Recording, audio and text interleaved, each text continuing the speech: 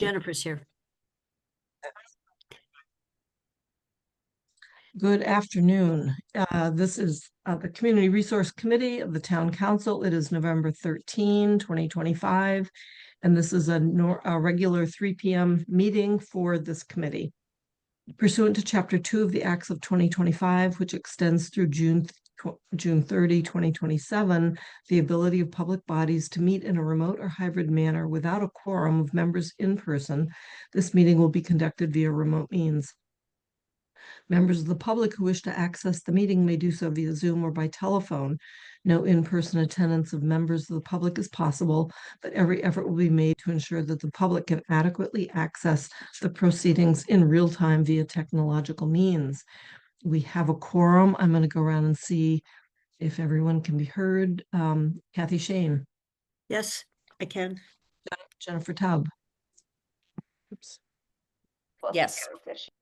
Pam Rooney can hear, and one of the two Councillor Hanekes. Present. I'm working on dealing with the audio. That's cool. Okay. We have no public hearings today. We will have one next week. And I am looking to see if we have any participants. I just accidentally closed it out. Nope, didn't see any. Pam, it's still at 0. Okay, hold on. I have just lost my visual. Sorry. There we go. Okay, there are no public attending. We can come back to that at the end if we see folks that have joined us. The action item for today is the solar bylaw. Councillor Haneke and Councillor Shane have been working on this as a way to aggregate and compare and contrast with the state model bylaw. And so that is the focus of today's meeting as best possible. And just looking for a way to make the comparisons and carve out a path for proceeding. Councillor Haneke.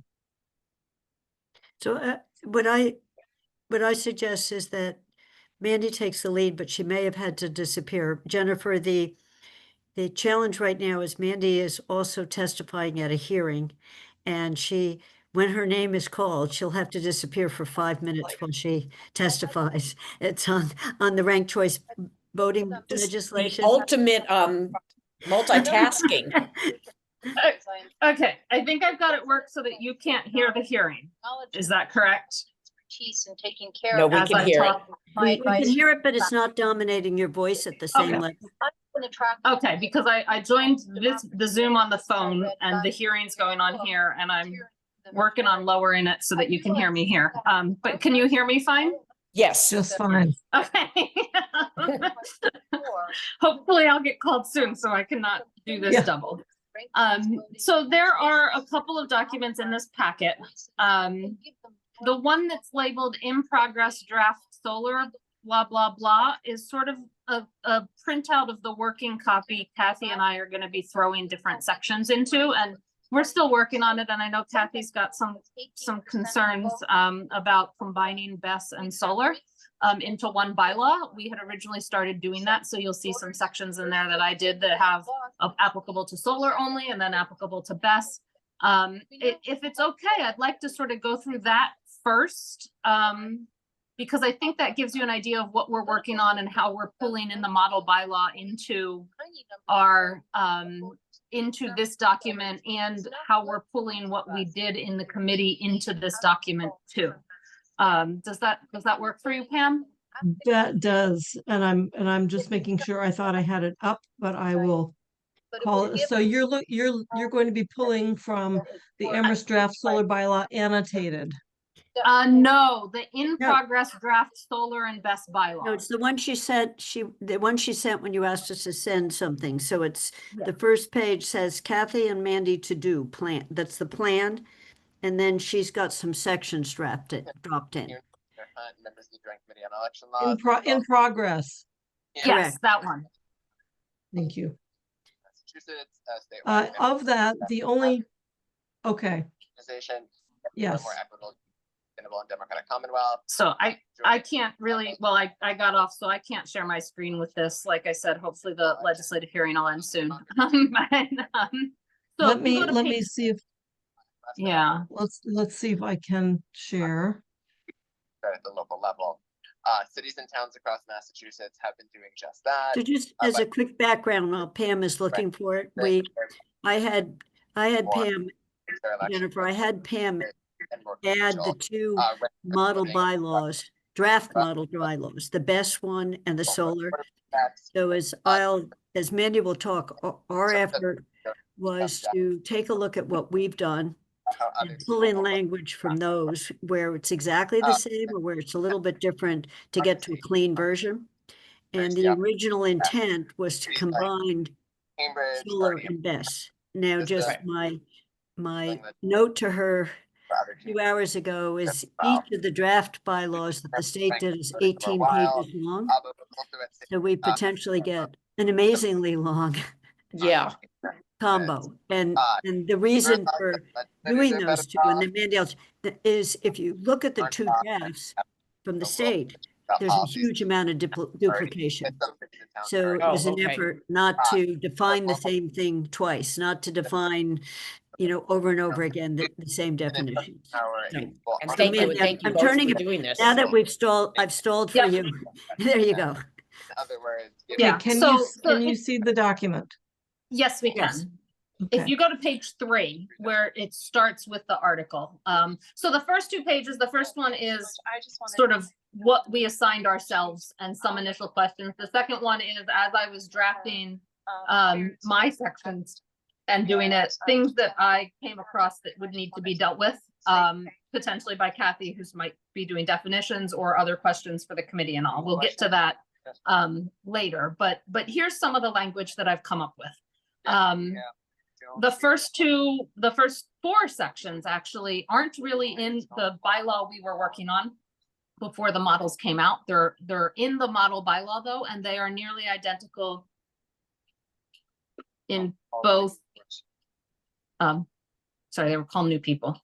They're nearly identical in both the BESS and the model solar bylaw. And those are compliance with laws, ordinances, regulations. Hi, good afternoon. Thank you very Pre-filing. much. I'm actually on a panel with Dave Bernstein. The building permit and building inspectors, inspections and fees. So those are ones we thought should be added into whatever we have because they put it in the model bylaw. The language here is nearly identical to what was in the model bylaw, except for the fee section, which you'll see a couple of comments on that section of how does our site plan review and our special permit relate to this? And then a question on the fees in this section are really for like building permits, but how does our actual, which I'm not sure are in the regulations of the planning board or ZBA, but we have fees for applications and they weren't dealt with in this section. So it's not totally fully ready to go. And we have some questions to ask Stephanie or Rob on how do we do this, or whether is it even necessary? But they're pulled from that model bylaw. They're the same in each of the 2. So that would be one where if we combine our bylaws, solar and BESS, we would be cutting down on the repetition. If you go to the next page, And Mandy, I just want to do a little bit of annotation on this, because one of the things I saw in that paragraph, particularly for BESS, was it references our noise bylaws, bringing in the fact that these do emit noise, so that it's allowing state, so it was, building code things, but also, so I thought it was a good thing to bring in the noise bylaws. It's what the 2 do, yeah. Is to. Yeah, and we can talk about whether we need to bring in other bylaws there or not. There are other sections of the model bylaw that talk about other general bylaws. So we might be able to just add to that one and remove other sections. If you go to the dimensional standards, this is one that was a little bit difficult to draft, and where we'll probably need some conversation. You'll notice there's a solar voltaic section and a BESS section. And the BESS only includes standalone and co-located, and this will make a little more sense. Actually, some of this will make more sense if we, let me see. Yeah, if we actually page down to the use table, start with the use table actually, before we go to the dimensional regulations. We have people So, who have that one. Just cannot hear if they show up. So on the use table, Then, of course, you'll, people- I noted which ones I added. Of course, Our, so many people our have draft had large scale, small scale, and a BESS only. votes. The model bylaws split solar into about 4 categories: a large, a small, a medium, and then what they called accessory use and canopy solar. But their canopy solar is our agrivoltaic solar. And they allowed canopy by right yeses across the board, no matter the size, is what the draft, the model bylaw did. And then they had, Question, hold on, just a second. Yeah. Question, the canopy, would that not also apply to a parking lot canopy? yes, canopy was in the model bylaw, canopy included parking lot canopies and agrivoltaic canopies. And so trying to translate that into what we should do in our use table, theirs was in the model bylaw because they didn't have use tables. So we pull it out of the model bylaw and put it into a use table. And then BESS also had 3 sizes of BESS plus a co-located BESS. And so what I tried to do is the large scale ground mount is the same as it was in our what we talked about before. We had a small scale. I actually moved most of that small scale into the medium scale ground mount, because to try and differentiate, and we'll have to talk about whether we want that differentiation, but to try and follow the model bylaw, and also what we did, what our use table said for small scale is basically copied in medium scale now. And then the small scale, I copied much of the model bylaw use table. That doesn't mean, like I said, we have to talk about it, but that's what I did to create the 3. But then I also kept and created a new category called agrivoltaic solar canopy, which is different than non-agrivoltaic. And we'll get to this when we go back to the bylaw itself, because given our conversations and where our bylaw was before these models, it made me think we wanted to regulate agrivoltaic like large scale ground mount solar, not like parking lot canopy solar. So to differentiate agrivoltaic canopy from other canopy, I created a separate use table. And as you will see, mirrored exactly, I think it's exactly, the large scale ground mount solar on the agrivoltaic canopies. That's why there's 4 there. For BESS, they had sizes, which I did not do. And then they put out co-located versus standalone, which, given how we were trying to figure out how to reference the associated BESS, as it were, the new terminology I'm using is co-located, located with solar. Kept them as different use tables, different use lines to better decide how to do it. So the standalone is just that, standalone any size, and then the co-located is something that's associated with solar, or some other, with solar photovoltaic. You'll notice that there aren't much difference in the uses. The difference is in COM from standalone BESS, in COM, in light industrial, and in PRP, and that was to mimic the large scale ground mount and the medium scale ground mount on the co-located in those uses. So again, something we'll have to talk about, but that was the reasoning behind that. And so now when you've got like 6 now uses, then we can go back and talk about questions here, but talk about then how we differentiate from them in the draft bylaw. Which is starting to do. But if we start here, you understand where things are coming from. And to answer to pre-answer a question, the difference between large, medium, and small, if you go to page 2 of this document, has for Kathy to do the definitions of where those splits would be. that definitions need to be written, but Kathy was on the definition side, so this is my vision of what those definitions for those would be. So large scale, 250 to where the state takes over permitting. And so that matches basically what our LGPI was in the prior one. Small scale 25, under 25, and medium that 25 to the 250. And I think I noted somewhere Questions for us? that 25 I have a question. kilowatt hours is about 80 panels total or something like that, 60 to 80 panels, I guess, depending on how efficient they are, to give you an idea of that. And then the 3 definitions of BESS we would need to add to the definition section that we didn't have too. Any questions so far? So I just wanted to, what Mandy didn't show you is these 3 levels of batteries, of BESSes. So they have 3 levels, and in their use table, the smallest level is by right. And then as you get bigger, it starts to be special permit or site plan review. And then they distinguish with their preference is that a BESS would be co-located with a solar installation. But if it's not co-lo, you know, and they call it also accessory use. It's confusing the way they do it, but it's basically, it's either with something called or not. And then it depends on if it's an accessory use, it's more permitted.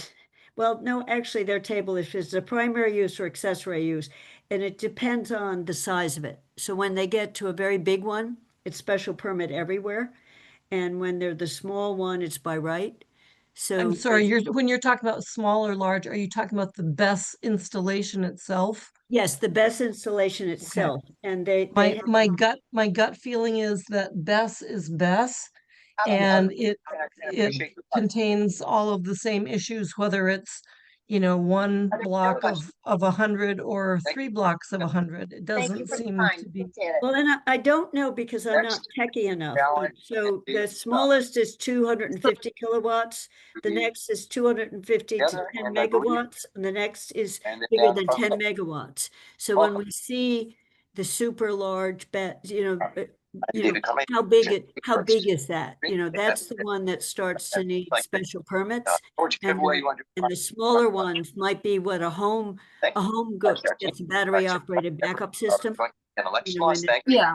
So what I didn't do, that's what the model bylaw does, is separates it into them and changes the use based on that. At this point, given our conversations, I didn't split the uses based on size.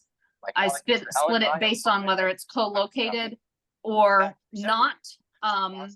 There may be, Helen held that same position for several yeah, years before. Due to our dedication. we should talk about whether we want to split those permitting uses by size.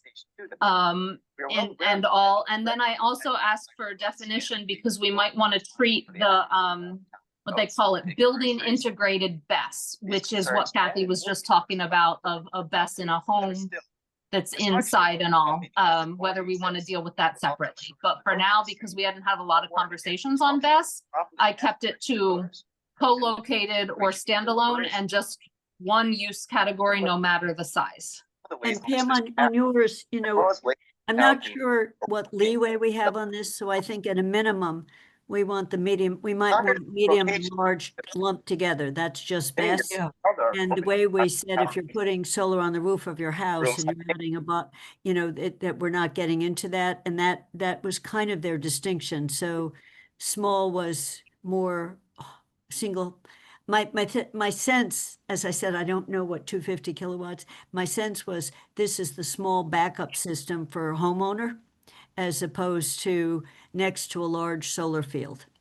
So I have a question.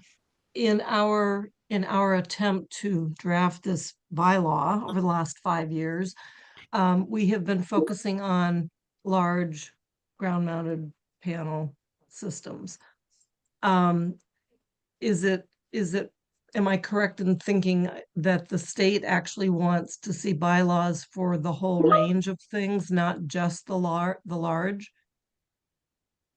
So yes, their BESS bylaw and their solar bylaw includes regulations for all sizes of solar photovoltaic and all sizes of BESS. And so we obviously hadn't talked about BESS at all. And so I kept to the ones that we sort of talked about and then added a use table for the rest, essentially. And Pam, what I don't know, in terms of what are we going to be required to include, so your question says, what do we have to have in our bylaw? If we're silent on small, and small tends to be by right, you can just do it, Yeah. The electrical inspector Thank comes you. out and makes Right. sure you're doing code. Then if it's missing from our draft, that may not be a problem. And the same, and that's a question we could ask, of someone techie who's talking with the state, can the local bylaw doesn't have to get into this distinction because we're going to treat all BESS of X. Or we're able to refer our system or something for the very small to meet state standards. So the medium size tier 2 BESS, 250 kilowatts up to 10 megawatts, sounds to me like it's getting very big.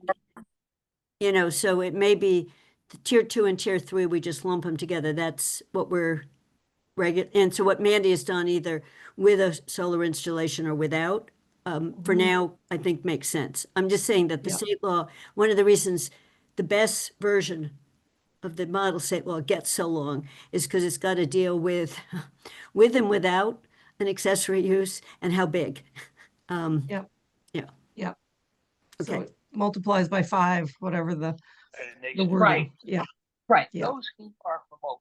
never So, might gain Now, the if we go to page, I know I'm going all around. If you go to page 5, implicit substrate, I suggest. we're going to go to transfer of ownership and financial surety decommissioning. Why should These are nearly identical to what we had in our draft before the models came out. As I saw. Changed to better match the model bylaw wording, 30 for instance. with but children, not separate changing group, the not meaning one at all, person. if that makes sense. Except in the financial surety, the model bylaw had a percentage listed of what the surety would be and a way to update that surety. So I went with that over what our language was.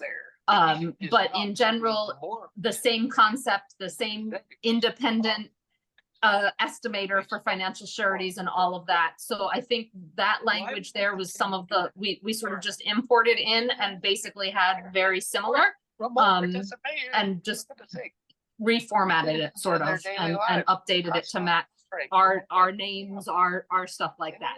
Do that in our town So that was So- the easiest one. I've already heard that. Yeah.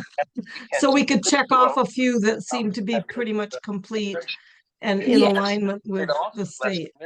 Yes, so that's where those are. And then we get into the setbacks, the dimensional standards.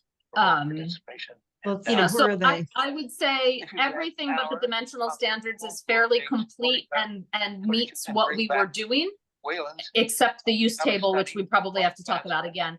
And that question regarding fees. And then there's dimensional standards. We'll start with the solar photovoltaic installation standards. So I started with our basic our bylaw and then compared that to the model bylaw for solar and also the model, sort of the standard Thank you. Appreciate your guidelines that would be issued if Thank you for your if we didn't act within a year. Next is Wendy Robelli, Okay. who is Um, participating remotely. And so Wendy will be there followed were by some Justin. differences there. But we can Thank you. change those differences, which is where some of these comments come in. The model bylaw had for setbacks, if you look at section B, they started at 20 feet and 25 and then allowed you to go 25 higher to no larger than 100. Our draft started at 50 feet for all three of them with an allowance of up to 100. So, and applied to any type. Our draft applied to large, medium, small, agrivoltaics, you name it, it applied to it all. And so since ours applied to it all and this new one seems to separate small from medium to large a little bit, remember our draft didn't even deal with small at all. Wouldn't have dealt with small. I kept it at 20 feet and 25 feet so that we could have a conversation as to whether we wanted to maybe set differences based on small, medium, or large, or whether we wanted to set it at 20 and 25 with the up to 100 and allow the permit granting authority to maybe make it bigger for a larger one. But that's a conversation we need to have, hence the comment. Yeah. One thing the model bylaws did do, and the guidance did do, is section A, which is something we did not have in our bylaw, which allows, the model bylaws specifically allowed us to prohibit solar photovoltaic installations in zone 1 areas. And then in zone 1 areas for solar. And so I took that language and put it into this bylaw. So that section A is pulled directly from, I think it's either the guidance or the model bylaw, which prohibits zone 1 areas, which is a water protection thing. Zone 1 for aquifers and stuff. And then for zone 2 or zone A, had to follow the requirements of the state regs. It's something that's a little more restrictive than our bylaw had, but given our conversations, I thought would be receptive in this committee. And then the minimum disturbances C, D, and E are basically pulled from our draft. Because I thought we could do it. So that's solar. So right in, hold on just a sec. So right in there in C, D, and E, we've got letter E. I'm really having a hard time hearing. I'm having to shout. Thank you for the opportunity to testify. Sorry. Letter E, a minimum of 200 feet, no disturbance within zone A and B, and yet up above in C or D, all primary installations constructed outside a 400-foot buffer zone from public surface water supply. So we need to be consistent in our own, within our own numbers, because that we're not consistent. So yeah, it's a question we need to have. I believe, we had the difference. I don't think, I did this a while ago, but I don't think the models dealt with private wells at all. I think they dealt with, and so I might have pulled the 400s from the model bylaw and left the 100 where we had it for private.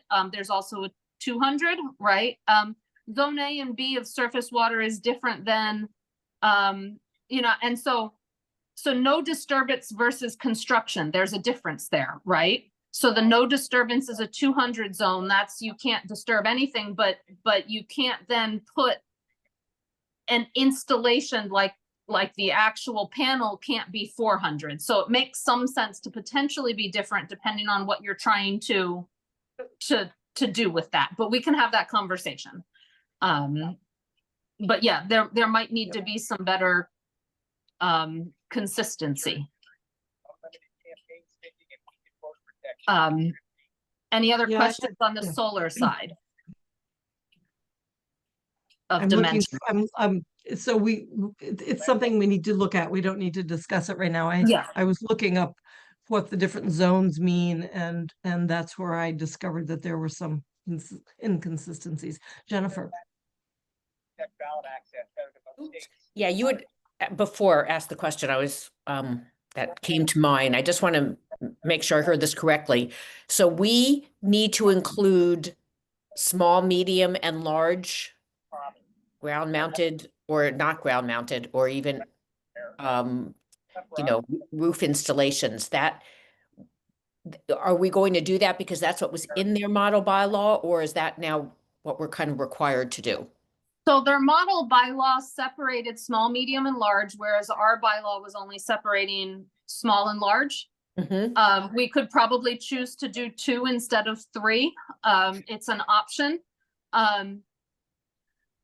Their model bylaw dealt with all types of solar photovoltaic, whereas ours did not. Ours sort of passed off the small scale be dealt with later. No, We and- hadn't really dealt with the small scale, Well, but and- their model bylaw deals with it all. So I personally recommend that as we're drafting this, we just deal with it all. You know, and this is one where, these aren't final yet, and so Yeah. the other one I'm taking notes on, Mandy, is they are asking for comments, so the failure to address private wells would be one all rural areas should talk about, it as in, it is just address it, you know, don't pretend there are none. But Jennifer, what I think we don't know is, if we didn't put small in, would it matter? You know, Right. you know, that since we weren't in, the whole purpose of what the state is trying to do is get us not to regulate things, to let them just happen. You know, Yeah. and so if we're thinking that you put solar on your roof, and as long as the, you know, it's Right, not, building commissioner says it's safe.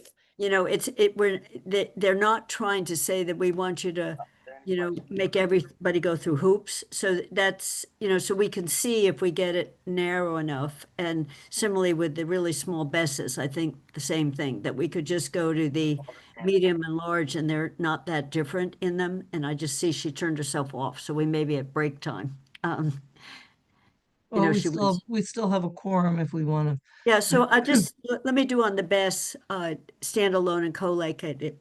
Number C is exactly the state wording.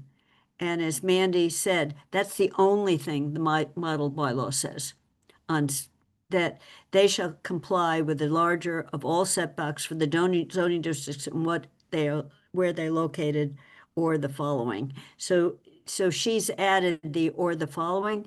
They don't have anything like A or B. So that's us adding it, that we care about the best setbacks. What page are you on? Because I'm trying to follow it on. If you're looking exactly at the screen that Pam has in front of you, No, I'm not. I guess it's too small, so I'm trying to go to what Can was I in our try to- folder. okay, so is it bigger enough now? Oh, I see where C is. I have it on my screen. I see it. Okay, you know, so above in the large, we have bigger setbacks than would normally be in the zoning, in the zone potentially, or specifics. So what Andy has added under standalone is that the BESS has to be, or collated, have to be, apply with the ones we just did for a large scale solar. And that last thing, C, is the only thing the state says on dimensions, literally, has to be the same as whatever was underlying. So we've added more than what the state had there on BESS. That's the only comment I made. And Mandy pulled the A and the B in, and then the C is the same wording. And what I can't, I just have to go to the further, you know, that further, it says, what does it say after dimensions? Both these laws go on forever. Okay, I'm in the solar. I gotta get back in the battery one, the battery. Well, So thank it you for doing this. Well, the only thing I've done so far is stall. You know, we divided up these sections, and Mandy did that side by side, which tried to show where there were differences. And she's gone to the extra effort of actually writing words. And when we looked at it, both for Pam and Jennifer's benefit, we were toying with, do we work with our version, which still had markups everywhere, or do we start afresh and put the wording in, and wherever our wording is same or similar, just pull it in?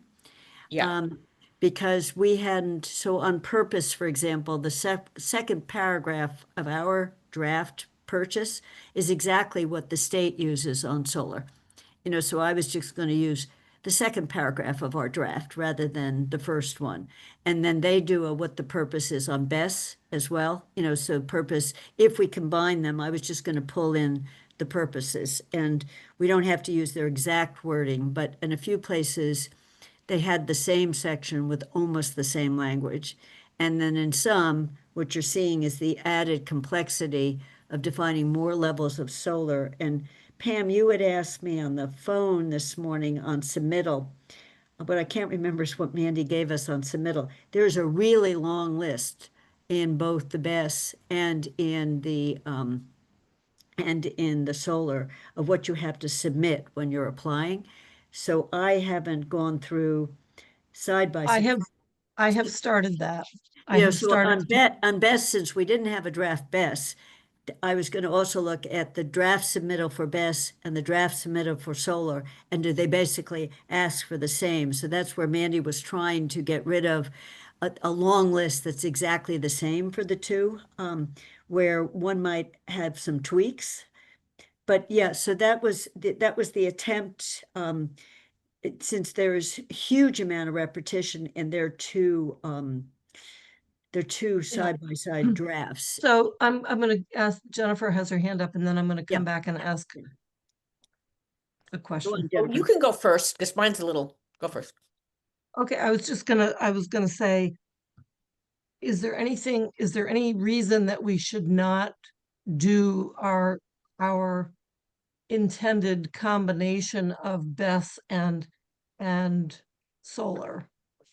With just a couple key paragraphs that specifically address BESS. The only, Is there- the only thing I ran into this morning, I'm thinking of my role here, is how much longer am I gonna make it if we mush them together? You know, am I going to make it or are we going to make it? And what I've seen is that Mandy's has very artfully done in the same sentence, this applies to both. That will Yeah. help make it much shorter, you know, with Yeah. so, you know, they went through fire hazard and police and the various model laws, and it was the same in both. So if Yes. we can do that, it may not mean that 2 times 18 in terms of the length of it. And some of theirs is it goes on with this really long installation tiers and co-located, not permit, you know, and so, you know, so in any case, so it may work to mush them together. And the nice thing about the BESS side of it is we didn't start drafting detailed BESS, so we can look at anything that's specific to BESS that we were hoping would be. So it looks like, did you testify, Mandy? And you I did bounced- just finish, so Wow. all my audio will be so much better now, and I don't have to go two So- different ways. So thank you for your patience. So Thank I you just for- went, thank you for Mandy, I went testifying. back to say what the attempt is here with the pull-in language that would be brand new and other, because we just didn't address it. Keep our language as much as we can and tweak it to the extent it would make it. And then try to avoid, if we can do both solar and BESS, you've done a really nice job. I see what you've done in yours, that one sentence links the two rather than first say it for one and then say it for another. So Pam, it may be that we can do one. You know, the purpose for solar says facilitate solar. The purpose for BESS says facilitate BESS. So, you know, it could say the purpose of this bylaw is But, to. yeah, do and the- throughout we have included and associated BESS as just part of the thing. So that was my gut feeling, is And that then the big I don't difference- want two different bylaws, I don't think, unless there's something really outstanding that needs to be called to attention that would require a separate bylaw. So the main Uh, thing that I would just say, I want you, is associated BESS. They're also regulating freestanding BESS. Yes, yes. So it's just, it would have to be and BESS, you know, whether co-located or not. That's It's fine, it's that's not fine. in, Yeah. yeah. Yeah, Jennifer, you had your hand up. So my question was just, in looking through all the state, the model bylaw and their requirements or their regulations, is it going to have us do anything we didn't want to do? I mean, I know we have no choice. I'm just wondering, were you surprised by anything or? Talk about consolidated permit. That's Yeah, so I think there's a couple of differences, and then I want to get back to the standalone and located BESS dimensional standards, just because that's the last thing that we started drafting and is in here, and then go back to this. So the purpose of the state bylaw is to sort of standardize across the state clean energy system permitting. And so this regulation, the regulations, we're only talking about solar and BESS here. The state law applies to clean energy, not just BESS, but other infrastructure. So power poles and stuff that do with stuff like this, but it also applies to, like biogas in generation facilities and also wind, windmills and wind power and stuff like that. So we obviously haven't put and aren't dealing with some of them at all, right? We're not drafting a bylaw for wind generation. We're not seeing a lot here. We probably won't. If something gets proposed, Rob will just have to figure out how to apply our bylaw to it, right? But we're not expecting those. So we're drafting the ones that relate to us. So they're trying to standardize it. And one of the big things that will definitely affect Amherst and all the towns is in the past, and how our prior draft of the bylaw would have worked is if it was within an aquifer recharge protection district or within a conservation wetland area, the first place it would have gone would be the Conservation Commission. And they would issue a permit or not before even the planning board or the ZBA has a hearing. And they could take 5-6 months to do theirs, and then it might go to the planning board and ZBA after that or not, or maybe it would be withdrawn. And this law says all of that happens within a 12-month period. So basically you can do it consecutively, but you have to finish from day of application to day of issuing either the permit or the denial for every single one of those permits, 12 months. And so it will change that permitting process from what was sort of a consecutive, in our town, consecutive one place here and then get all the conditions from there before you even go to the planning board, get all those conditions, and maybe then you're at the ZBA because there was a special permit or something there, and then back to that with 3 different permits essentially to one permit that includes all of those conditions from all of those bodies that needed to hear it. If the solar installation, again, any solar installation, which is why the bylaw is including small scale, why it includes canopy. If that canopy was within our downtown design standards, that canopy might have to go to design standards and then somewhere else and then somewhere else and then somewhere else. And it all has to be in one permit now. So that's the biggest change. And you have 12 months. That's one of the biggest change. And if you don't act in 12 months, it's granted. With the standard guideline, with the standard guidance that is out there, and well, it's in draft form now. So I would say that's the biggest change. The other big thing to keep in mind is basically the state law has said that if you comply with those regulations and the model bylaw, you are not going to be deemed out of compliance with Chapter 40A, Section 3, which was the section that all the towns were getting dinged at for regulating beyond health, safety, and welfare, because you're not allowed to regulate solar, minimally regulate, all the Waltham cases, all the why Shutesbury and Pelham's bylaws and all were kind of kicked was because they were deemed to be in violation of that Section 3 provision. If you comply with these regulations and the model bylaw, in some sense, the state law says you are deemed in compliance with Section 3. So it kind of gives you that basic, we complied without having to necessarily litigate that. That's my understanding. So that's another reason why we would want to take what we've been doing and try and get it as close to the model bylaw. And as Kathy has said, the model bylaws do put in there things like, oh, that 25 can be changed, right? If we're talking about setbacks, it doesn't have to be 25 to still be in compliance. That's a number you can talk about and you can change. These things you can change. So that's what Kathy and I are trying to do, is to get this sort of in there to give us what some people would call is the safe harbor of compliance with that other section of the law. The other big change that we will see that we didn't do really at all in Amherst is the pre-filing requirements.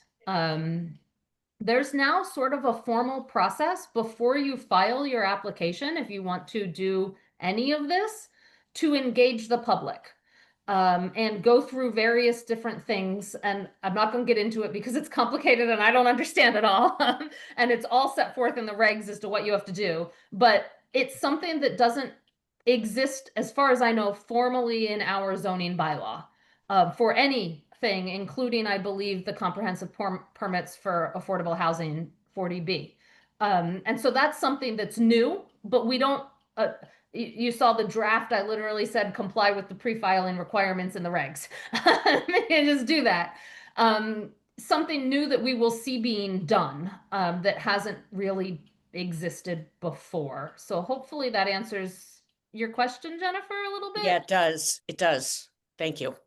I want to talk a little bit about the BESS installations for setbacks because there's one big change that I wanted to highlight when I did this. Do you need the text again? I could share it if you want me to share it. That's fine. It might be useful to just see it. Let me. Because you I did, think- this was as near to silent as you could be in their draft, and you've added what I thought was good wording on yours. Yeah, so BESS in the draft model bylaw, I don't think had a lot, but the draft guidance, the guidance documents for default permits did have some. And that's where the section B, A and B are sort of the ones that are I wanted to highlight. The A and B, A says, and this is only standalone and co-located, so this would not be building integrated. Yep. If we define that, but this would basically at this point, given our definitions, be every other BESS installation out there. Setback from structures, tree lines, and combustible materials as recommended by the NFPA 855. I don't even know what that recommendation is, but that's the language that was used in these documents, so I copied it over. And NFPA is National Fire. Fire protection. Fire protect, NFPA, yeah. Yeah.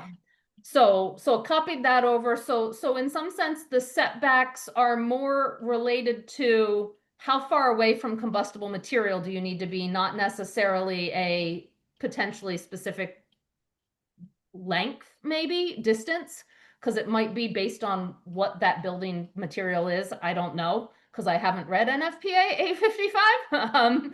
But the second one, you'll notice this section B is very similar to the above for solar section A. The standalone and co-located BESS are prohibited in zone 1 areas. These zones are zones related to watersheds for water supply things. Dave Zomack, if he were here, would be able to describe them in detail.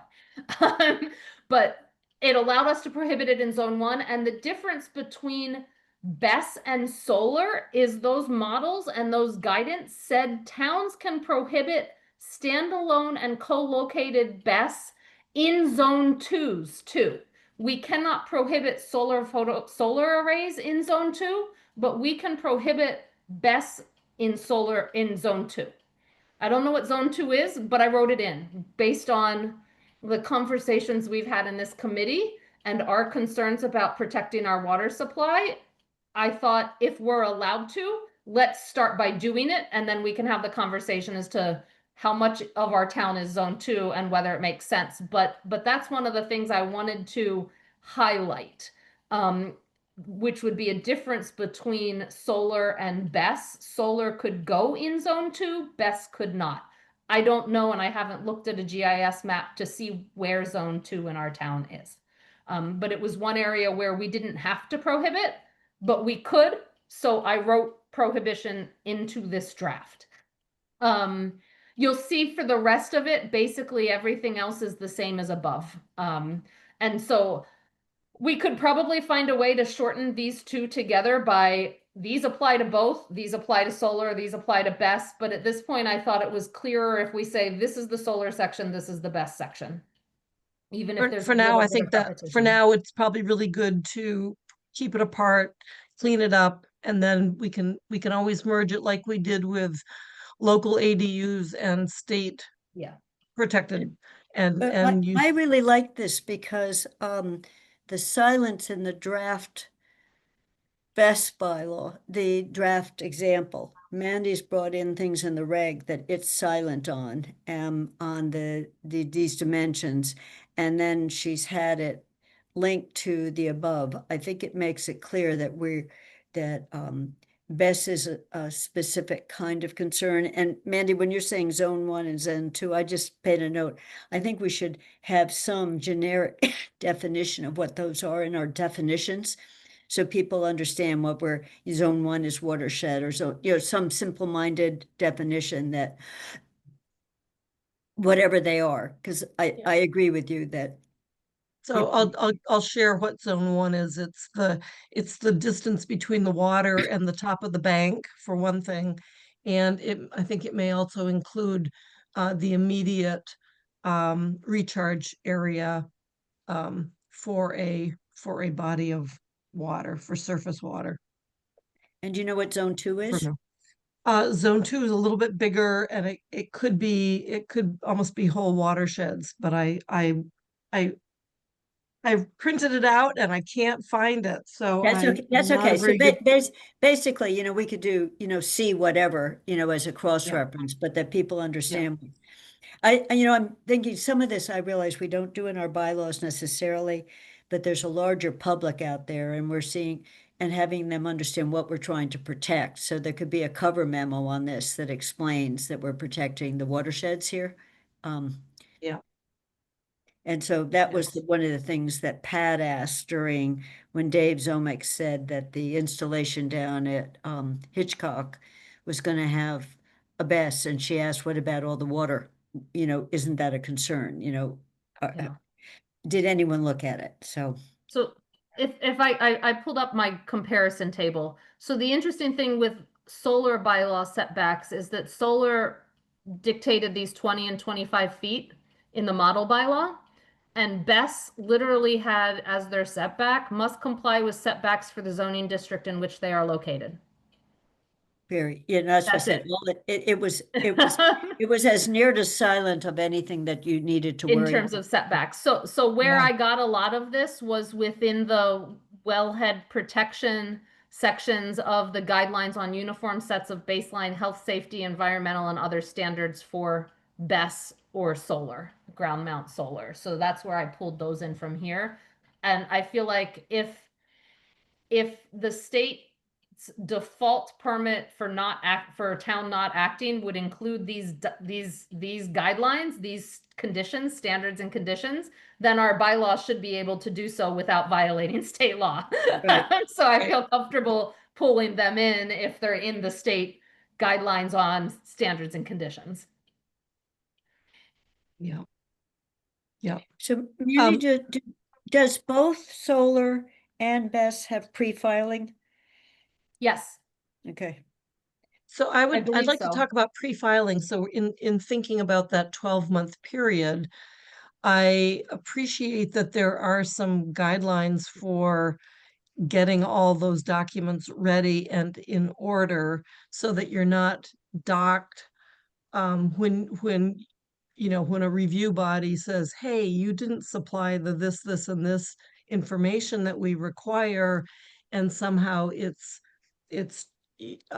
held against the town for not being quick enough in their review process. So having a really solid pre-filing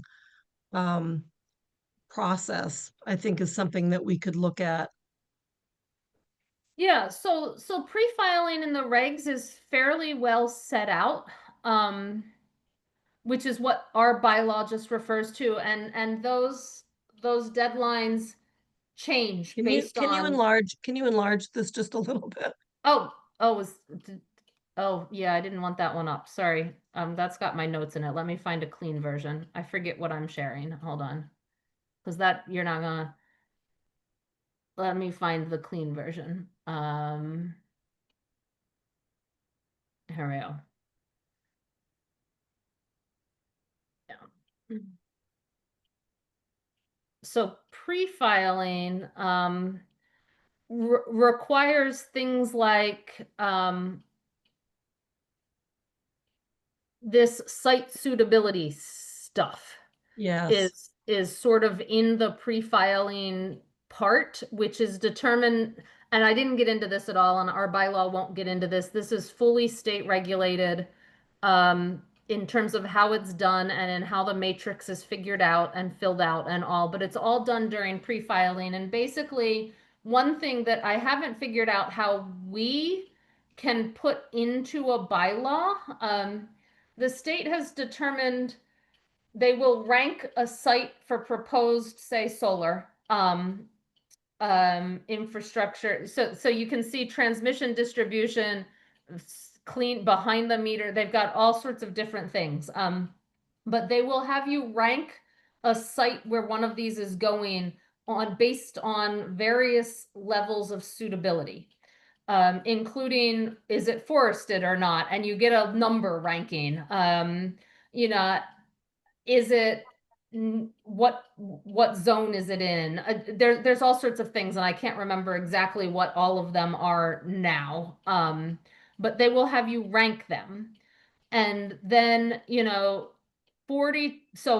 And you have to submit those scores 45 days prior to the permit application being submitted, at a minimum, at least 45 days. Hold And on. this is. Go ahead.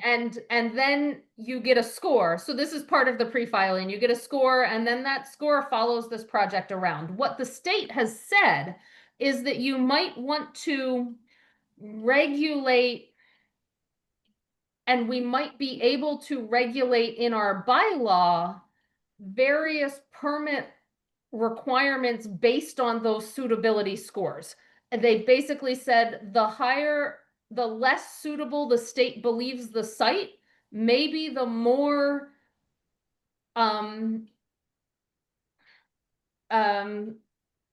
what's the word? More stringent or Well, more they start with R's. restrictive? Not restrictions. The more we can require the more we can require why am I blanking? Minimization, it's not ours, M's, minimization and mitigation. Why I was thinking ours, and so essentially what the state has said, and this is where we have questions to answer, does that go in a bylaw, or is that just something that the planning board or ZBA deals with, right? But if the site suitability, if the state deems the site suitability really bad, in theory, we could require a whole lot of minimization and mitigation in order to get that permit.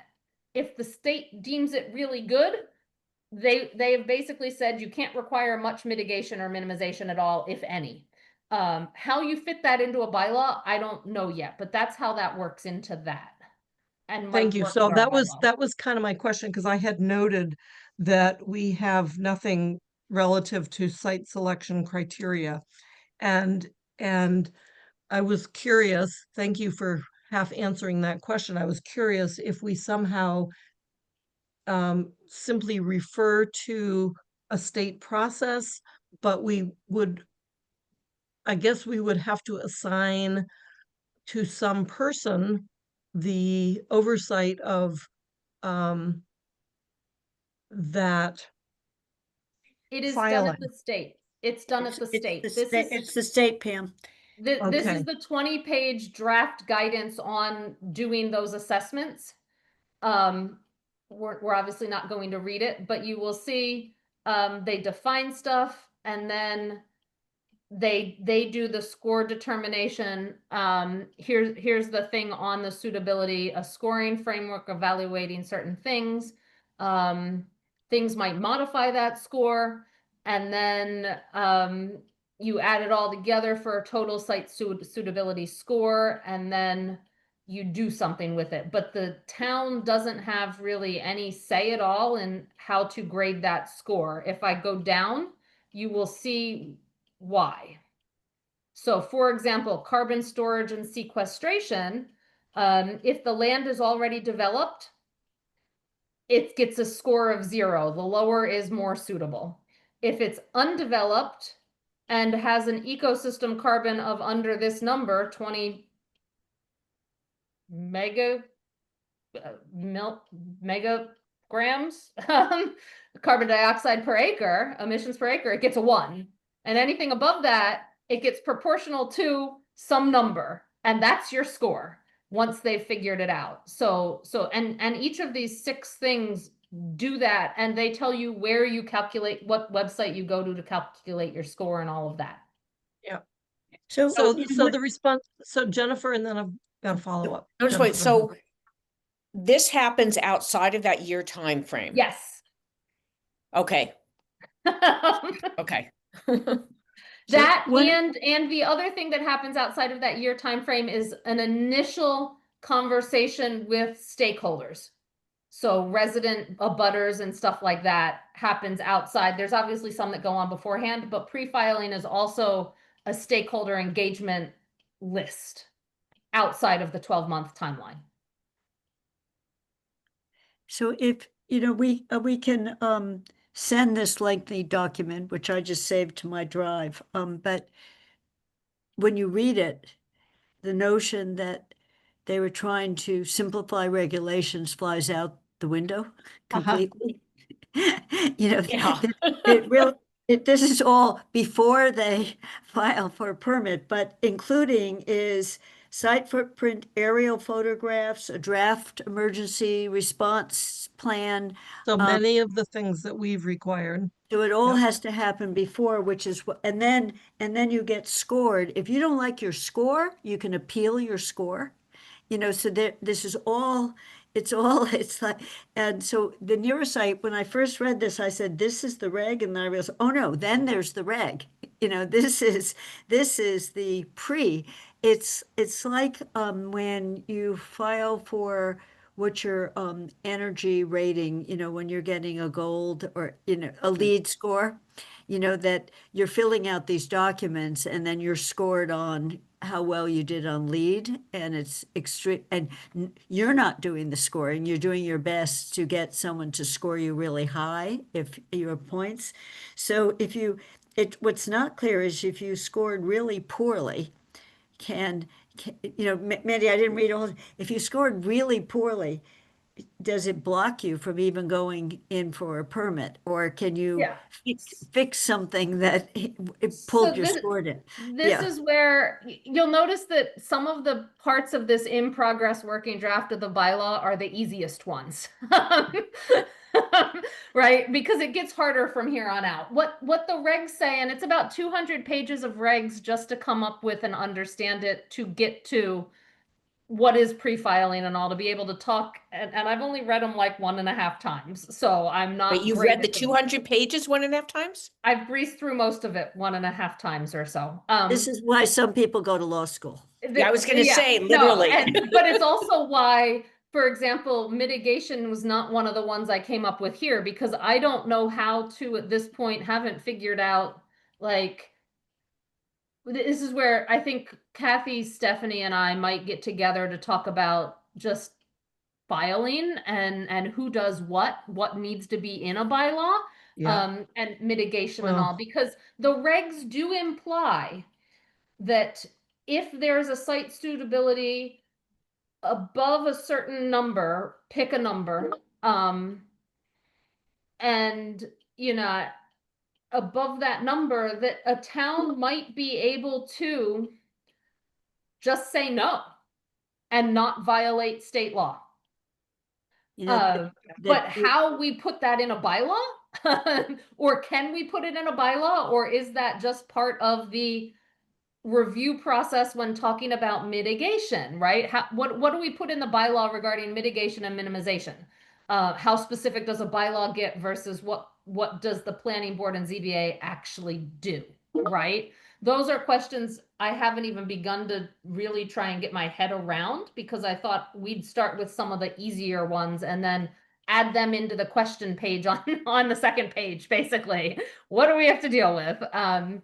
Yeah, so we might be able to say, and the state also implies that if the score is low enough, 0, that we can't require any minimization or mitigation at all. And it implies that if the score is 0 for one of the 6 ranges, no minimization or mitigation for that criteria can be required, zero- but maybe zero for is- something else. Mandy, 0 is a good score? Yeah, Okay, 0 means the state believes it's a highly suitable site.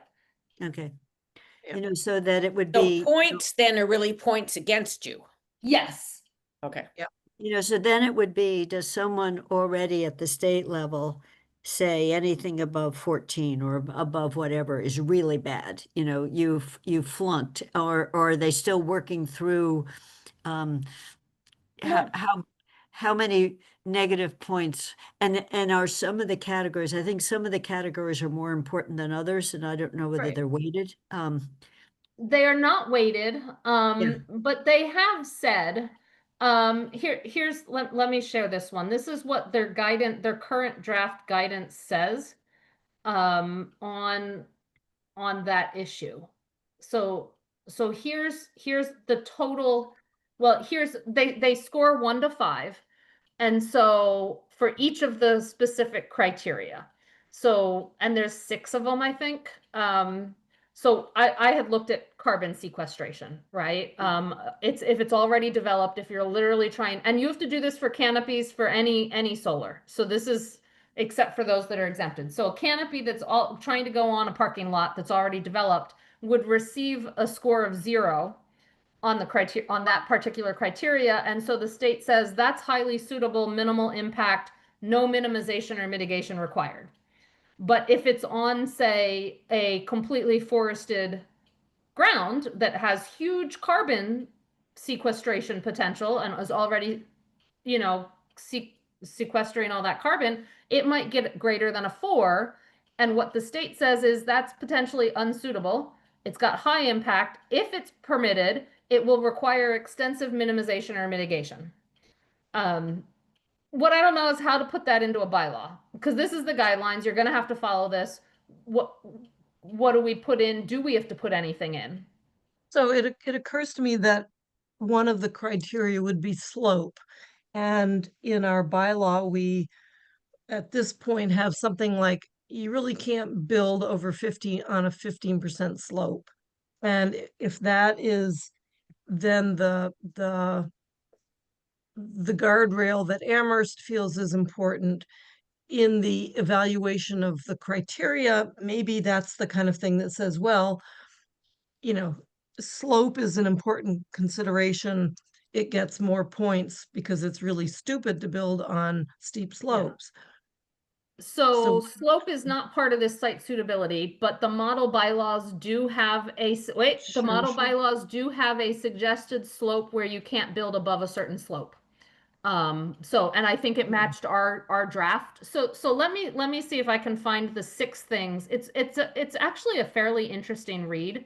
So pardon me for going And- through. and Just Mandy- put a table in when you said, how we put it in the bylaw. Well, so we wouldn't want to put the table in if the guidance might change, because then we have to change our bylaw whenever Yeah. the state changes its regs, right? Again, why we're, so here are the six criteria. Development potential, Yeah, hold on. which is the climate resilience. So that's one, which gets a couple. Carbon sequestration, which we showed. Biodiversity, this is where the priority habitats we talked about in our draft come into suitability.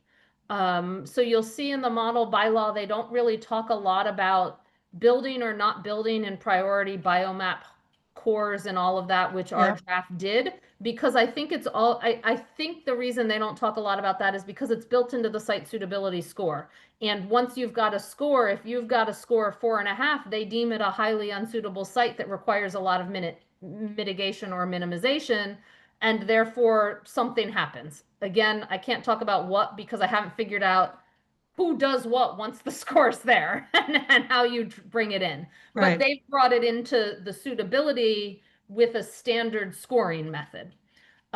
You read this, you put our GIS up, and you'll notice that much of where our solar might get built would fall above 2 easily.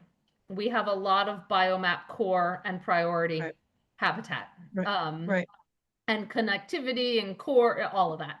Agricultural resources is another one that they look at for site suitability. And this is, we also had this in our draft bylaw, the farmlands of statewide importance and unique and all of that, prime farmlands and soils, as we were talking about agrivoltaics, they bring it into the site suitability score.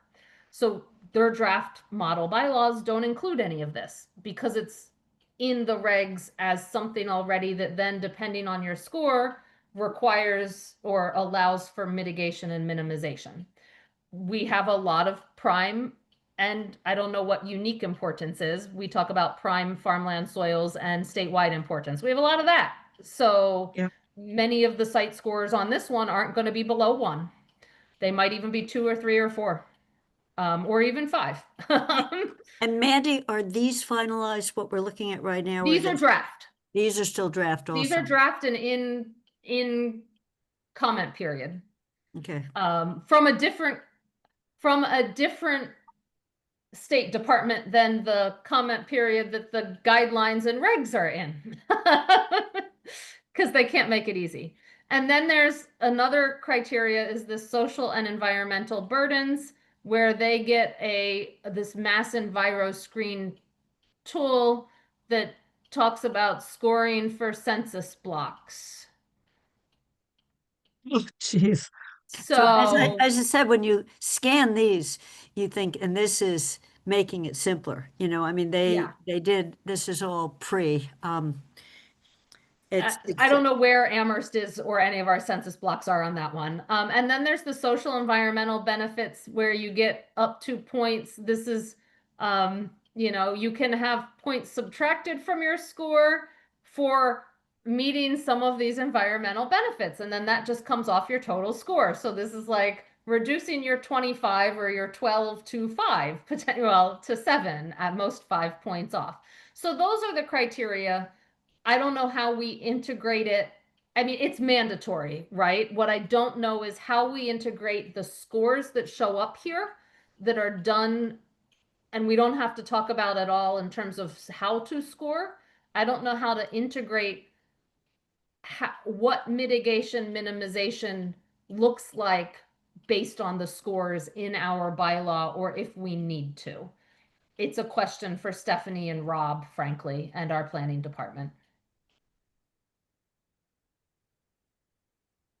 But you're starting to get an idea of it's not easy to craft it all together. So it's why Kathy and I are taking our time. I did the easy ones. So I was just thinking about mitigation or whatever the other word was, Minimization. minimization. So if, as our bylaw stands now, it tries to define some of the things that we want people to avoid. To me, that's sort of the cue to the planning board or ZBA that these are the things that are important.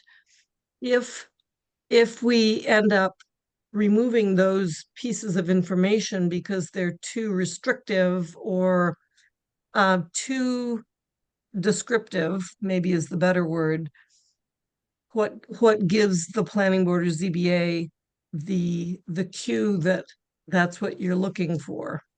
Well, I think that's where I'm going with, I don't know how to integrate that suitability scoring into the mitigation minimization sections. Because we do have sort of that suitability concept was in our draft, right? And so now it's outside of the bylaw as a pre-filing requirement and automatic determination. But I don't know how at this point, and I haven't spent much time thinking about that because I start with some of the easier stuff and then as we get a better clue, move on to the larger, harder stuff. Figure out what we're missing and see how we might integrate that or how it could be integrated. It's a question that is outstanding.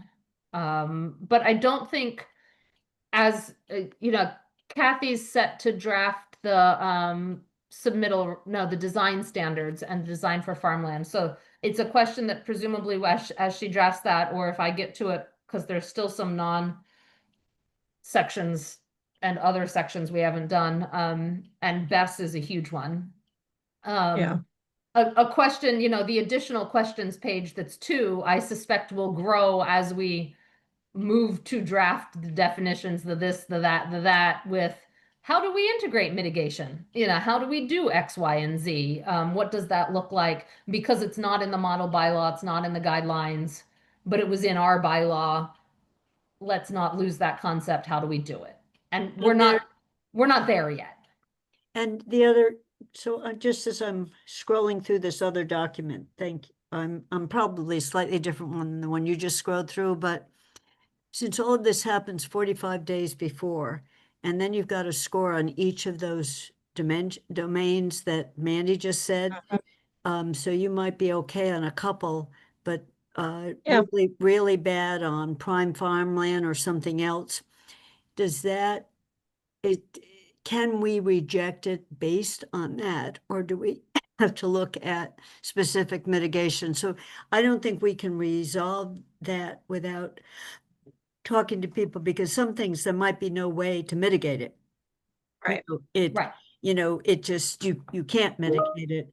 And it's so you have to get this formal score determination. And then when you apply, go ahead and apply, you know, we'll all no longer live in Amherst, 20 years later, no, I mean, it is this extremely long process to then submit your scores that you think you're pretty clean for going forward. And then we would, Mandy, the flip side of it is, can we just turn it down if the scores are terrible? The flip side is if they're clean, the burden would be on the locality to have any reason it couldn't go forward, other than, again, it would have to meet some of the dimensional standards and everything else. But if those are clear, it should be more expedited because they've done some of the things Concom would have looked at. So that's the issue of, how much they're looking at some things that would normally be done as part of the permitting process. And then this reviewer group, whoever is reviewing it, if they're not Yeah. if they're not physically here in Amherst, knowing what that land looks like, how they score it, I don't know. Well, they score it based on the biomaps that we were referencing in our bylaw for some of them, right? The standard maps and all. And Kathy, you're absolutely right. It's how I think that question, when you look at that guidance, it literally says scores above 4 or at 5, if permitted, would require extensive mitigation and minimization, right? So it's even it's even contemplating that you might not permit them, right? Yep. And so that's a section that I sort of put off in my mind, and others can delve into it, but it was so like cerebrally complicated that I figured I'm not ready for that yet. To try and figure that out, of delve into all these documents and try and figure out, can a town actually say, if any of the suitability scores are above 4.5, we can say no, we will deny, like it's a no, like it's a denial if, right? Or can a town, or is it, and on the flip side, as Kathy said, if all the suitability scores are below 1, is there, are you an automatic grant with minimum anything? Like, is that if you're using our use table, is that a yes? Not that it would be on a use table, because our use table doesn't deal with suitability scores, right? But is that concept similar to the yes on a use table if everything's below 1? You just get it.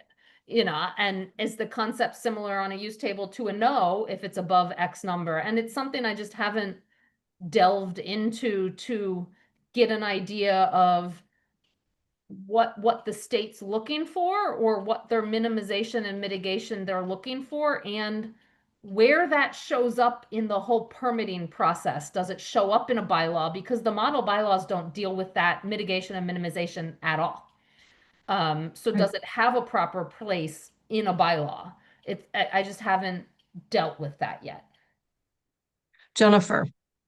Yeah, a couple of things. So I guess I kind of assumed from this that if it was above a certain score, you know, you would have to come back to the drawing board.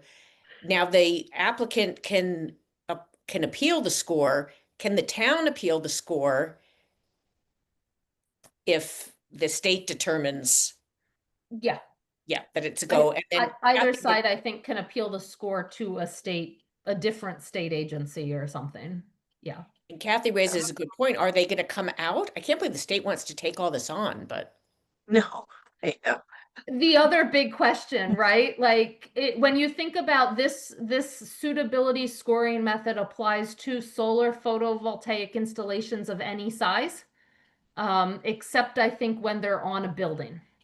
If they're on a building, but they apply to all the canopies. I think I can look up there was a site suitability had some exemptions. The only things doing this scoring doesn't apply to is small clean energy infrastructure facilities with a site footprint of 1 acre or less. So if you're under an acre, you don't have to score. Transmission and distribution infrastructure that's not cited in newly established rights of way. Facilities, so a solar facility, so any clean infrastructure that's under an acre or less, a solar facility that is under 25 kilowatts, which would be the small ones, 83 panels or less or something, and then behind the meter infrastructure facilities, which I think are maybe best. I don't know. I'd have to look up the definitions. I don't know. So beyond that, you have to do it. Which is a lot of solar projects Yeah, to do this for. I think our taxes are going up to cover the increased Yeah. personnel. No, we don't have to So do I'm- it. So I was thinking of these criteria and I'm looking through it and I don't see specifically, maybe in the social environmental benefits category, I don't see anything that says like setbacks from surface water supplies or wells, unless maybe that's climate resilience. Again, some of those real thresholds or triggers that we are looking at. I just want to make sure that those are covered, as if we review those criteria, that we include those kinds of concerns. And maybe that's the kind of feedback they need. Yeah, I mean, it might be the feedback that needs given at the state level. I haven't given any because it's I mean, they do have, you know, on the dimension she just wrote in on setbacks from water supply, that they were missing wells, private Right. wells, but they weren't silent on it. Behind the meter is the energy system I wish we'd put in, but that our house is directly being fed by the solar, you know, rather than we're returning it to the grid and getting credit for it. So there's no use of the utility at all. Eversource is not involved. It's just feeding right into our own meter. So I don't know how many homes in Amherst have it, but lots of them in New Mexico have it. They're running off the sun, you know, they could, my brother builds them. No, and Switzerland's got a lot of them too. You know, they're trying to get it off the grid altogether, you know, and then you have to have something that stores, or you're only gonna have your lights on a certain time of the day. Right. yeah. So in terms of setbacks, there weren't a lot of discrete setbacks in any of the guidelines or model bylaws other than those 20-foot ones for solar. What the guidance on sort of uniform standards and conditions regarding water included were surface water quality standards that you follow the requirements to protect public health and enhance the quality and value of water resources in the Commonwealth. including where appropriate, the prohibition of discharges, and it referred to a different state regulation than the one we're dealing with that I didn't look up. You know, then there's the wellhead protection, which is what I did pull in, the zone 1 prohibitions and all, for wellhead. I pulled in the setback for BESS, for the tree lines and all for the NFPA one. And the, you know, restrict siting for zone 2 for BESS. And then setbacks, they only gave like strict setbacks for solar, which was 25 feet, you know, and stuff, unless larger is required. But really, they were very, you know, nothing about the disturbance areas at all in anything that I looked at amongst all these 12 different guidance documents. You know, nothing about any of that, which I know, I will say the Shutesbury planning board chair, Concom chair, I forget what he chairs, is very much into the comments on those sort of lacking of in almost care about protecting water supplies. Because it is in some sense surprisingly lacking, especially as it relates to BESS. Which then doesn't give us a lot of standards to guess on how to put it in a bylaw. What I will say is the next draft, if we get to it, there are a lot of guidance documents, and I think even in the model BESS bylaw, for sort of emergency response stuff related to BESS, fire containment. You know, the model BESS bylaw has containment of liquid hazardous materials. The guidelines, the uniform standards and conditions talk about hazardous waste and herbicides. You know, they talk about emergency services and emergency response plans and all sorts of things with that. And all these other things that storage of chemicals and hazardous materials. It's just so many things that I haven't gotten to compare to what we have and truly Yeah. done that yet. But something that, you know, like I said, this document is sort of the barest first easy stuff. The next stuff that will be coming into the committee with is the harder stuff to integrate in and figure out. But they do have a lot for BESS, emergency response, for containment of hazardous things. That doesn't, which goes a little bit towards water supply protection, but probably not as much as we'd like to see. No, so Mandy, on some of this, should we join Shutesbury or do our own? You're missing, you're silent on some during this comment period, you know, flag a few of these things. That's question number 1. Question number 2 is thank you for what you're doing. Yes. Because the level at which you're reading it is something I would expect the staff at the planning board to be doing as part of their paid job. It's above and beyond what I think a counselor should have to do, although we, you in particular, but many of us don't mind writing legislation. You know, I mean, it's part of it, but so my question on the second one was, we have Stephanie, who doesn't normally write bylaw. You know, she's she's climate. So we have a new planning director. We have Erin over in Concom, you know, in terms of water supply and what she would be looking at. So which of the town staff beyond Stephanie ought to be helping think through these kinds of issues, not the, you know, how many feet back, but, you know, what's missing, you know, what water, it's either the state overall should have something on it, or we need to be specific on it because they're missing it. So we don't have blinders on what we might not know. Yeah, a couple of things I would say. It would take probably a very long time for the committee as a committee to vote any type of comment to submit as a committee. But I would encourage anyone who wants to submit comments on their own to Yep. do so. If you're unsure where or when or what, I don't even know if all the comment periods are still open. I'm happy to send that information to you. There's also a website that the Shutesbury individual has been keeping up with all of the information and all of the deadlines and where it all goes. You know, so I think individual comments are best. Since it would take a lot of committee time to come up with, we'd all have to read it all very No, closely. exactly. And I didn't mean to do not. it as a group. Yeah. I just meant that, In terms of staff, I think Kathy, if you work on your sections, I'm gonna continue to try and plug away at the sections that we didn't assign.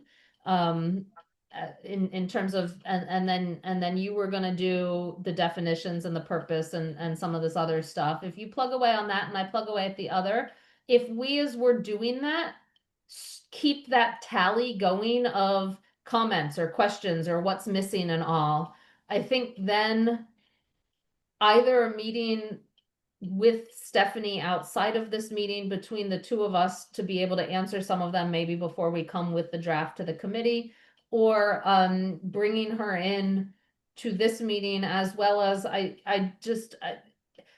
our new planning director came from, I think, a regional planning authority, which may or may not have been up on this. I just don't know how up he is. I know Stephanie has been following this closely, as has everyone dealing with clean energy and sustainability. What's this going to look like? So I think we've got an ability to help, but I think given the transitions going on as we draft, we've been in most of these conversations as a committee. So like I said, I was able to see where there were differences and say, oh, we can do that. I suspect our committee would want us to do that. Like if I brought the option to the committee of do we ban or don't we, I'm pretty sure I know what the committee would suggest. So I just put it in, right? I think we as counselors are better poised to make Yep. those decisions in drafting than the staff is. But the staff, if we collect all those questions about how do we integrate mitigation and all, or how do we have that, and then have those conversations, and even questions about what we started this meeting with of, should we distinguish between best sizes? I actually don't know whether we want to or not in this town. I There don't are feel a more. need to. I Yeah. don't know whether we need to. The staff is definitely more informed about what sizes are going up in our town and what is being proposed, right? Right. To give us that. I think we just keep that running tally of questions to So be able to go through. let's talk about that for a second. So we have SharePoint. We could have, in fact, a document called ongoing questions about solar and BESS. And anytime we have a question, we could go to that SharePoint document and add it just with like our initials and then the question. I wouldn't mind seeing, because I'd like to see all the questions as you hit something.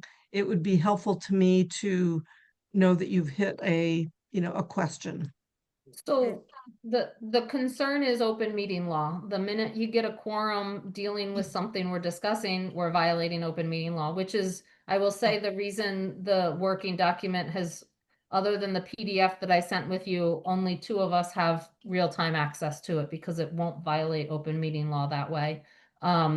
Maybe Athena can help with that, but I'm happy to add any questions people have, or we could potentially send a working draft every, in a PDF to Pam for posting in the next, we have a meeting next week, so there'll be a new one Tuesday sent probably. Yeah, so let's get, Mandy, I'm thinking about, if there was a document said questions, definitions, questions, so what Pam Yeah, suggested. it's not. And that was the only document people were plunking things into. So when we wrote the rules of procedure, of course, when we wrote the rules for procedure as a committee, Kathy knew nothing about open meeting law, but we had a shared SharePoint for all of us, but any one of us was only working on one section of it, and no one else was reading or commenting it until we brought it to the group. so it wasn't, we weren't co-writing definitions or co-writing, it was, Conferring in any way. we weren't conferring in any way. So, Shalini wrote something, Kathy wrote something, and Alyssa Brewer did or didn't write something. And so I'm just thinking that if we can steer clear of co-writing anything other than dropping it in, so there's one document. So that's, or we just do that, Pam, do that during these meetings. We're creating the running list of things. So we can just double check. So I just want a reality check for me, because I never overpromise and fail to deliver. So I do feel, I never promise and fail to deliver. So in this case, You don't want to over. No, in this case, I got to what Mandy is reading and going, I don't have the bandwidth to think about this. I'd rather think about Chapter 70 that funds the schools and try to figure out how it works. And then I had 3 days of a family event. So right now, then we're getting scrunched up. So we meet again next week. Finance meets again next week. We have one of these ungodly long council meetings on Monday night. So I have Saturday and Sunday to do the sections that I said I would do. And I think I can pull that off. And I'm going to pause for just a second, because I am going to volunteer to look at required documents pursuant to the site plan review process. And okay. because I wanted to compare all required documents to what we already have in our lists.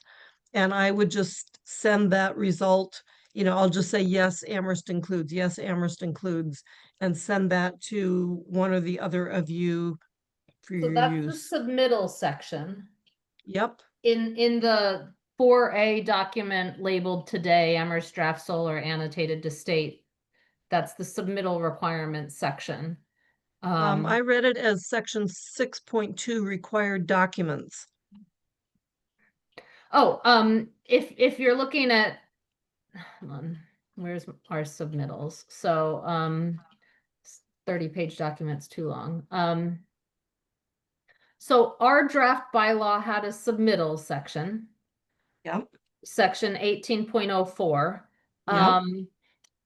In the annotated to state regs draft that is 2 columns, Yep. the one column is our current submittal, and the other column includes model solar bylaw section 6.1, model draft regulations section 29.092, as well as probably model solar bylaw section 6.2, what you were just referring to, and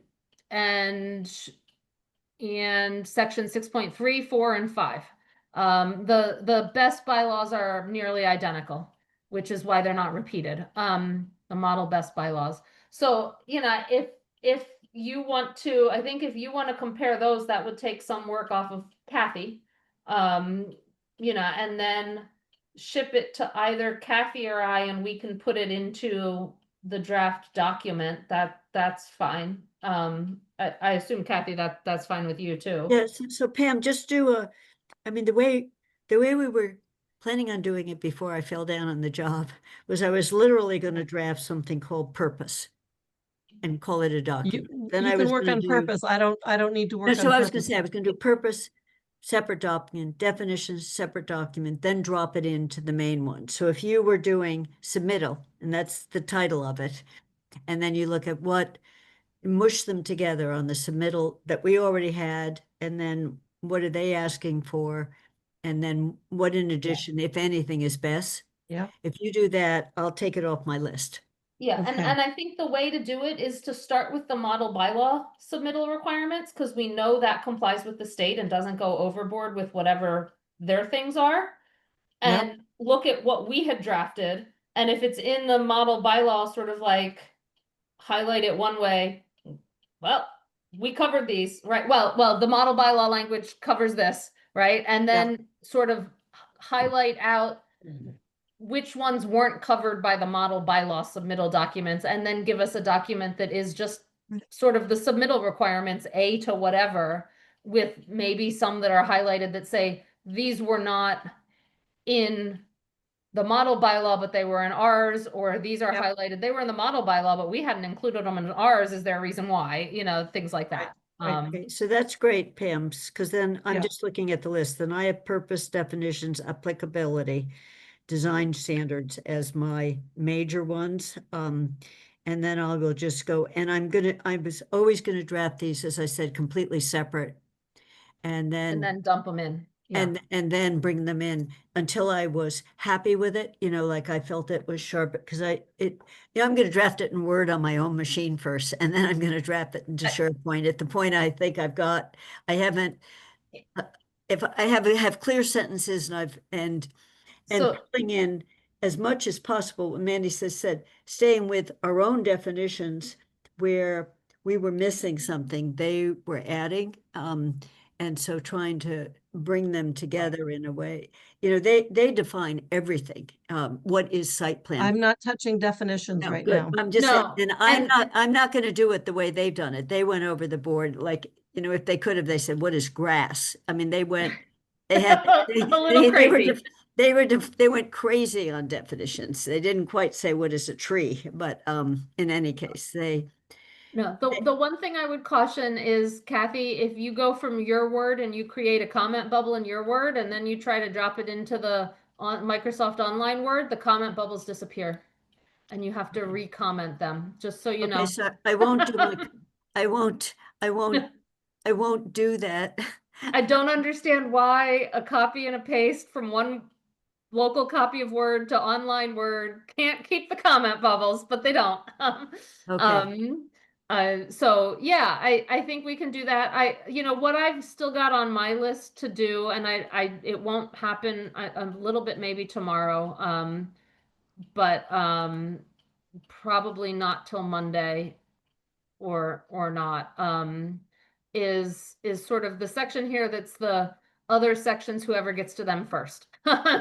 And a lot of that includes the things that we haven't assigned. So the hazmat I would like to tackle, those sort of hazmat response plans, reporting, construction monitoring, all of that sections are what I would like to tackle. I don't know if I can get them all done by, say, Monday night so people have time to read, but well, Tuesday. No one's reading Monday night.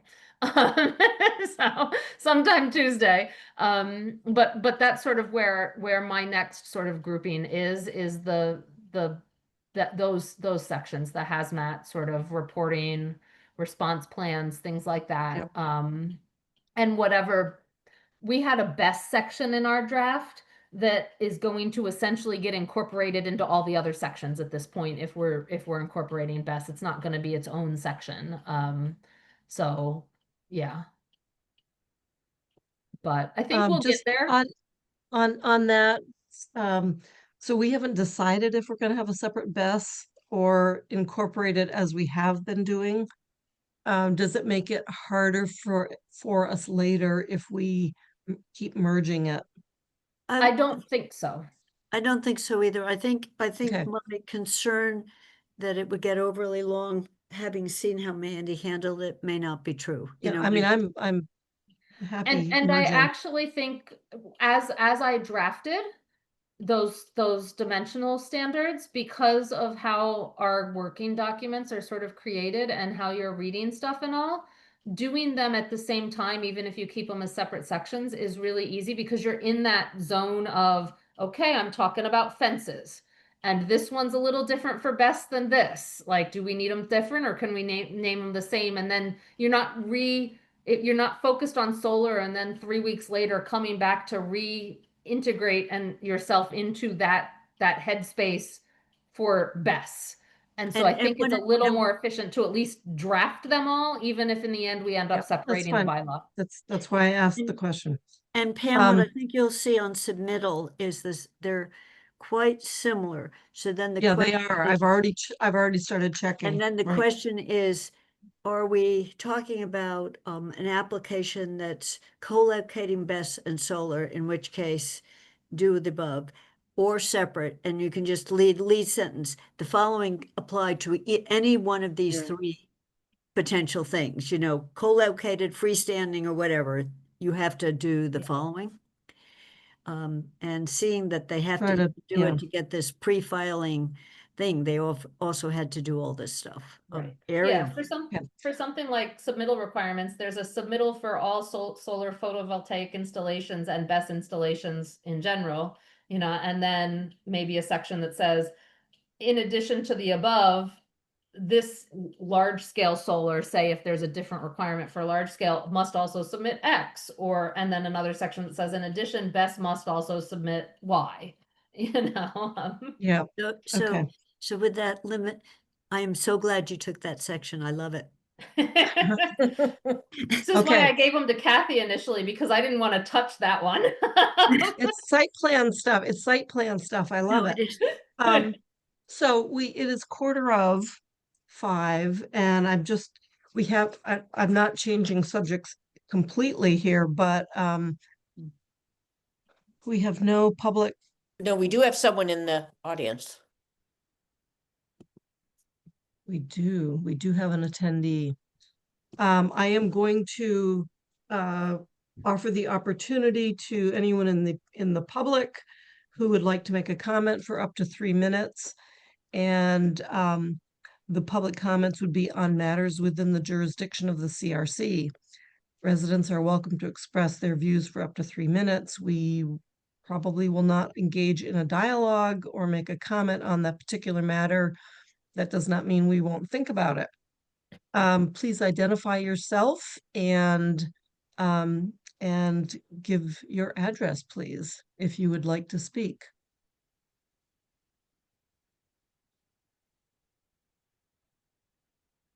I do not see a raised hand. Someone was admitted in. I admitted him. Yes. And I admitted him first and then asked him to raise his hand. Sorry. Good afternoon. Hello, this is Steve Roof.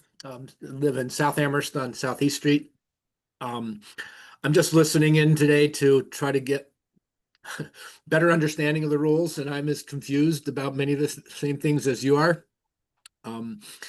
Everything's in a draft state, so these things could change. My understanding is that they will be finalizing these rules in March of 2026, with the implementation expected by November 1st, I think, and then there'll be a 1-month transition. And after December of 2026, I think the new rules will have to be followed. So it's a pretty tight timeline. I'm also fairly sure that all the public comment periods have closed for these new rules and new draft rules.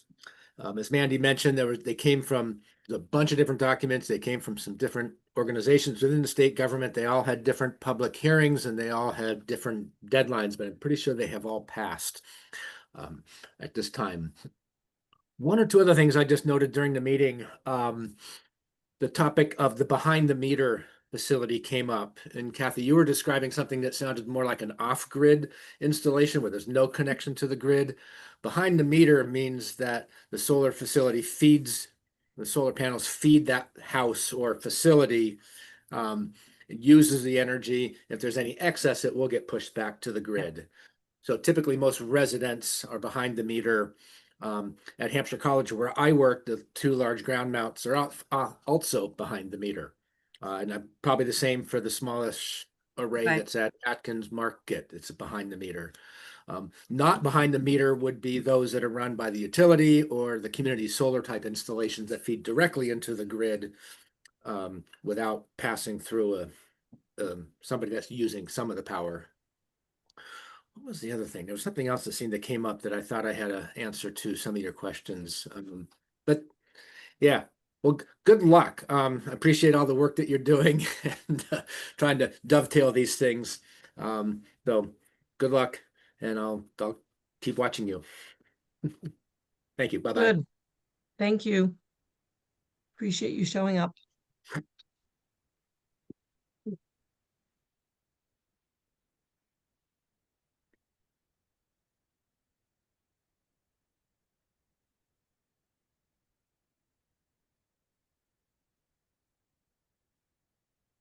So back to non-public comment. There is, as noted, a fair amount of work to be done. I appreciate the idea of talking to town staff. Um, I facetiously said this afternoon, maybe it's time we send this whole package back to the solar bylaw working group because they put so much energy into the beginning of it and pulled together such an amazing amount of material. Maybe it's time for them to work on it again to see what of their items match up with the state model. Anyway, I was being facetious, but I kind of meant it. We're due to meet again next week, Yes. and we'll see how far we get with this. And the original hope was to get to a full draft before the year end, so we weren't carrying this over. And if nothing else gets assigned to CRC between now and the end of December, we might get to a full draft with a section that says we can't now figure out how the interaction between the pre-filing criteria and us doing that, we've left a section here to be addressed or some, so as full a draft as we can get. So Mandy, I just think there may be some things we're just not in a position to Yeah. win or not, but that was what we were hoping to see how far we could get, right? Yeah, I think that was the goal, as complete as possible with highlights of here's where we need to recheck the regs when they are finalized, sort of things. And also then a list of remaining questions, but as minimal as possible so that the next council doesn't have to spend a lot of time on this draft, that once the regs are given the timeline, as the public commenter said, unlike the ADU that sort of went into effect, well, kind of like the ADU went into effect and you had to follow that. We had a bylaw that didn't comply with it, right? But you issued, when this goes into effect and every permit must be done by December, must be done under this process on the regs by December 1, it would be really good to have a bylaw in effect that sets that forward, because otherwise you're operating in some sense without much guidance at all, except for the state regulations, because you have no choice. And so I think it would be, and that's a quick timeline. So as complete as we can get, so that in March, whatever CRC is ready to send it back to the council for hearings, essentially, is my goal. Yep.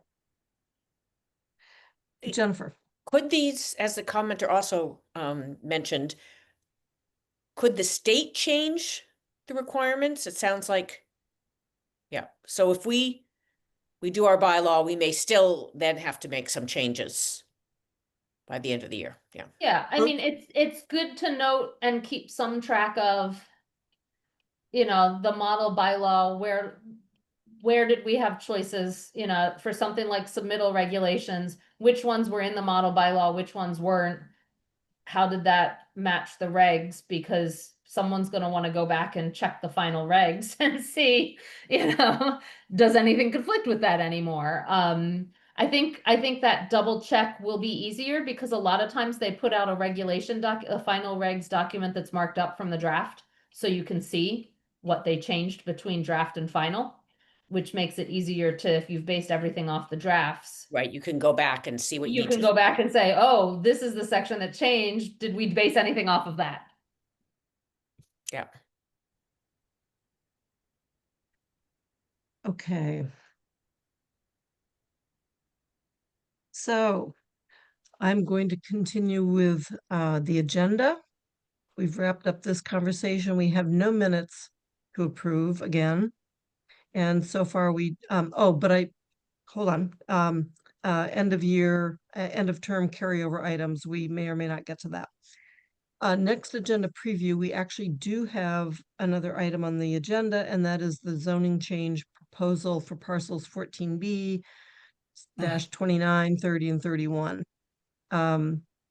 So I'm expecting that it could be fairly straightforward. I'm going to allocate roughly a half an hour if it takes that, hopefully we can get through it. I really don't know, because I haven't heard any of the proposal. And then switch back to solar. So that's my goal. The next CRC meeting is the 20th, and then I'm confirming with you all the first meeting in December, I believe, is I want to say December 4. Is that correct? 4 and 18. Because we have a Christmas holiday on the 25th. That's what I have, 4 and 18. Okay. Why did I only have the 11th? We must have changed it without me changing my calendar. I no kidding. I didn't even have some of these dates on my November and December, so it was almost like we left it up in the air.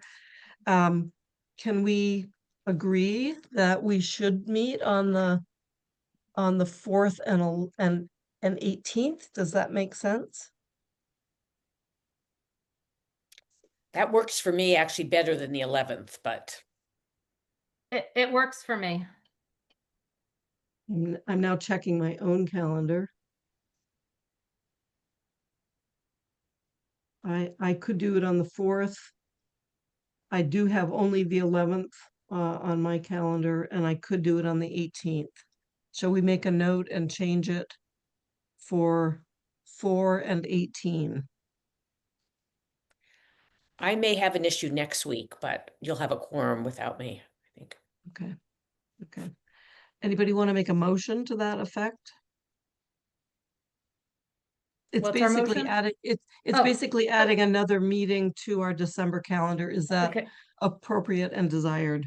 I'll move that we meet on December 4th and 18th, but cancel the December 11th meeting if it was still on a calendar. Second, How's that for a lovely motion? That's good. That's good. Pam's a yes. Jennifer, yes. Counselor Counselor Haneke, Hi. and Kathy Shane. Yes. I will make those notes and convey that to Athena. Okay. And no unanticipated events or information. So I think we're ready to adjourn. We're 2 minutes short. Anything we want to add? I move to adjourn. I'll second. Kathy, Yes. Jennifer, Yes. Counselor Haneke, Aye. and Pam is an aye. Thank you, everybody, and especially thanks to yes. Mandy and Kathy for just the grueling work to just sort this stuff out. And Really, really appreciate it. as I Thank you. said, it's Um, Mandy's on the heavy lift, but thank you. Yeah. One last thing, if there are those documents that you want to be made available more easily, can you directly put them into SharePoint? I have, so what just because I'm confirming what we do have is in the meeting packets. Hold on. You have the complete annotation, compare, contrast one that's full and like 30 pages long. Yeah. And that's, at least for me, that's the basis I'm doing to do any of my other drafting. Okay. And you have that in Word, so that should be complete for anything anyone needs to do or investigate. Okay. The PDF. So that's that was the sent- that's the one listed for a Amherst Yes. draft. Okay. Yes. Okay. Yep. And Yeah. Pam, the next set, what I'm hoping to do is drop mine into what Mandy just gave, rather than give you, here's a freestanding purpose, that's here's a fine. freestanding. So you get something that is missing pieces, but I'm gonna write each of them separately, then bring them back together. Okay. So we'll keep building each time we see the Yes. document, it will be built on. Right. And Okay. Pam, when you get your section ready, just send it to either Kathy or I and we'll drop it into that Okay. document. And then Thank you. sometime next Tuesday, I'll create another PDF of that document on how Okay. it exists. Thank you. Okay. And So that when you includes do, any questions you have, we'll file them into that document. okay. And when you do a PDF, that means that we would not be editing it during the meeting. Not the PDF. Either Kathy or I would have the ability to edit like Okay. we've done in the past Okay, in a different one. I might be, I didn't want to try and download a Word document and see if all the comments came with the download or not, which is why I just created the PDF with comments. fine. So. Okay. got it. Good. Okay. Thank you very much, everybody. We have Thank- adjourned. Yeah, thank you. Bye. Bye-bye.